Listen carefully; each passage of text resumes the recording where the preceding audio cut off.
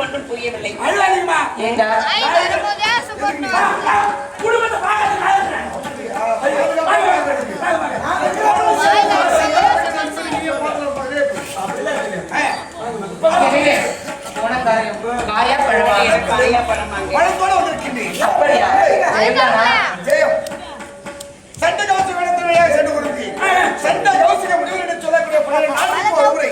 இந்த கையாளப்பட்டது கழிந்த அவர் கருத்துக்கு அந்த கனியை அந்த ஆண்டவனுக்கு அர்ப்பணித்து மீண்டும் அப்படிப்பட்ட ஆண்டவன் கருத்துக்கு வாங்கடி எனக்கு கொடுத்திருக்கிறார். இந்த கனியை அருந்தினால் குழந்தை பிறக்கும் என்று சொல்லியிருக்கிறார்களா?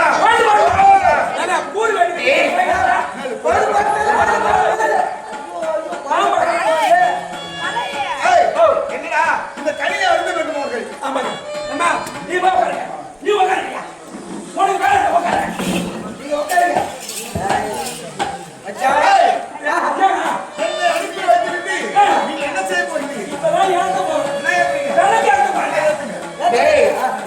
அக்காவுக்கு சண்டை வந்ததே கிடையாது.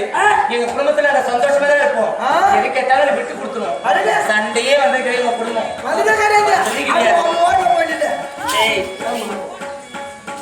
ஜனக அவசிய வனத்திலே முனிவரிடத்தில் ஒரு கனியை கொண்டு வந்திருக்கிறார் என்னுடைய கணவர். இந்த கனியை புசித்தால் குழந்தை பிறக்கும் என்று தெரிவித்திருக்கிறார்.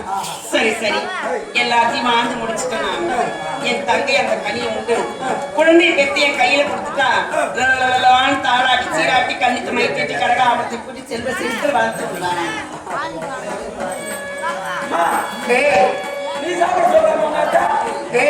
அதெல்லாம் வேண்டாம். எங்க அக்கா சாப்பிட்டா போதும்.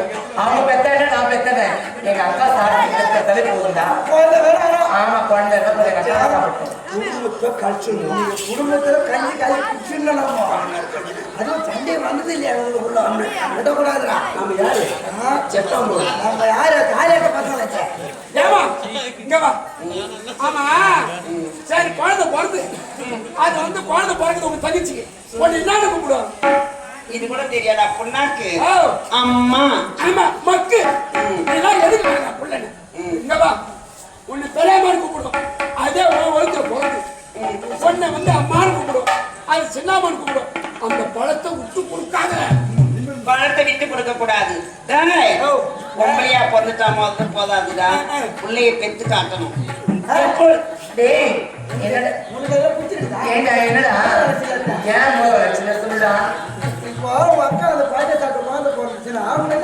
என் அம்மான்னு கூப்பிடுவோம். என்ன சொல்றேன்? 1000 இருந்தாலும் நம்ம பெத்தெடுத்தாதான் சரி சரிடா சொல்றேன். நான் செய்யறேன் வாங்கி சாப்பிடுறேன். சரிடா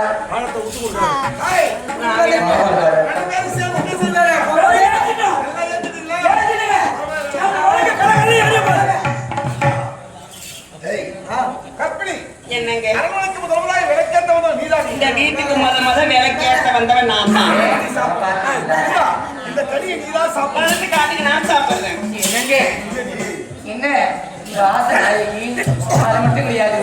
நான் சாப்பிட்டா நான் சாப்பிட்ற கடை எனக்கு கொடுங்க. அவளுக்கு குழந்தை இல்லாத காரணம் ஒண்ணு கல்யாணம்.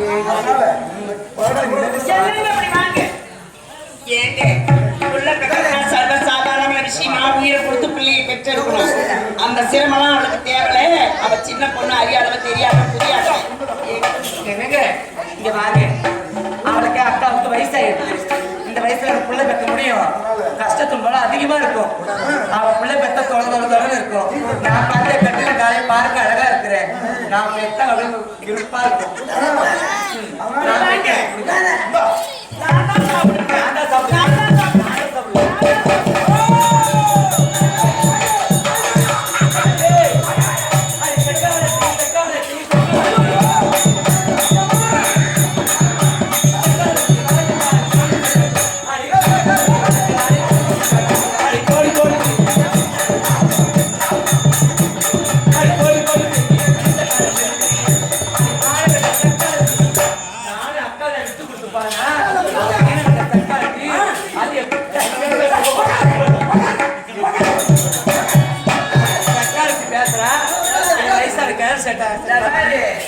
ஏண்டா அடுப்பு தரம் கொடுத்தாலும் ஆம்படியான மனசார கொடுப்பாரா? ஆம்படியானே மனசார நான் விட்டு கொடுத்துவேன். புரியுதா? ஆம்படியானே மனசார விட்டு கொடுத்து போனா போதும் பார்த்தா சூர்யா அடியே சக்கம்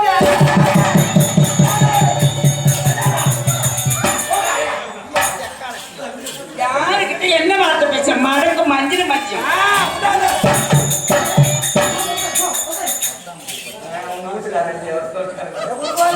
அன்பு மாமா அவர்கள் 50 ரூபாய்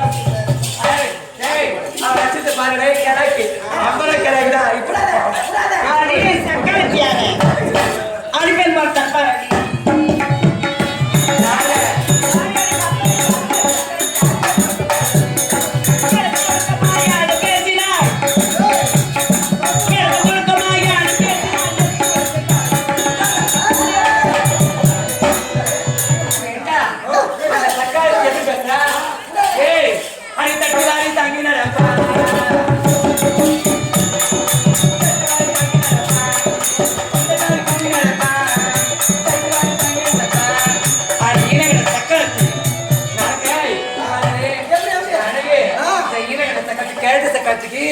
நடக்கவே தெரியாது தக்காளி எப்படி வரப்பா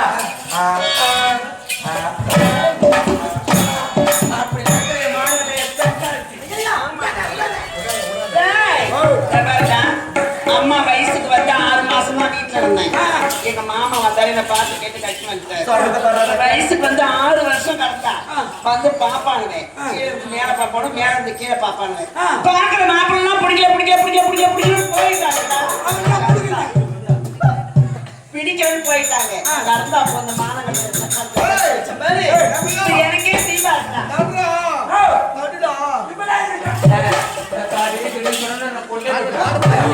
அடி மாப்பிளைக்கு ஆசைப்பட்டு ஓடி வந்தாரோ